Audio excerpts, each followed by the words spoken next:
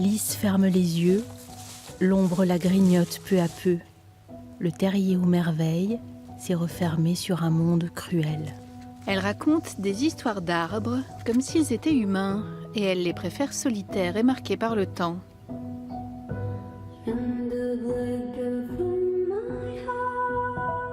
Sandrine Brenner, photographe autodidacte, accompagne toujours ces clichés noirs et blancs d'un texte qui leur invente une vie.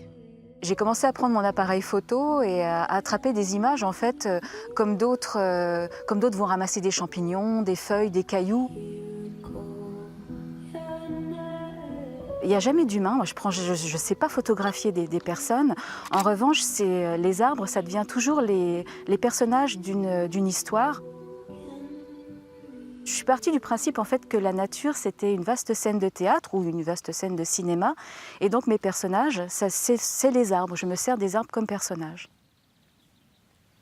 Il y a toujours quelque chose d'émouvant dans la laideur. La dernière série, c'est avec un arbre qui se trouve un petit peu plus loin. Et mon premier réflexe, c'était de me dire oh non, celui-là, je ne peux pas le photographier, il est moche.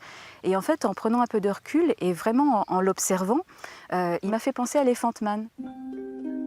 Il suffit pourtant de lui accorder du temps pour entrevoir, au-delà de sa difformité, sa puissante délicatesse, l'acuité de sa perception d'un monde qui ne tourne pas rond. Les monstres ne sont pas toujours ceux qui en ont l'air. Sa première expo, c'est au milieu des arbres, ou plutôt des racines. Toute sa vie, Michel Maurice a ramassé des morceaux de bois dans lesquels il voyait des personnages. En 2016, ses enfants installent sa collection, aujourd'hui reconnue par les spécialistes d'art brut, dans un musée. Son école, c'était l'école buissonnière avant tout. Quand on l'accompagnait, nous-mêmes, nous ne voyions pas ce qu'il pouvait en faire. Il me demandait, à mes sœurs et à moi-même, mais tiens, à ton avis, qu'est-ce que c'est ? Personnellement, je ne trouvais jamais. Par contre, lui, il avait déjà une idée. Donc, il ne prélevait dans la nature que ce qu'il pouvait magnifier.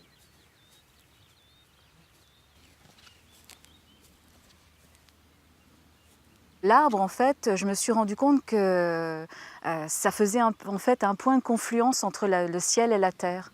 C'est pour ça aussi que je vais photographier plutôt les jours où il y a des nuages assez fortement marqués dans le ciel, de façon à pouvoir ensuite retravailler les images. Et oui, ça crée des univers très fantasmagoriques, c'est ça qui m'intéresse en fait.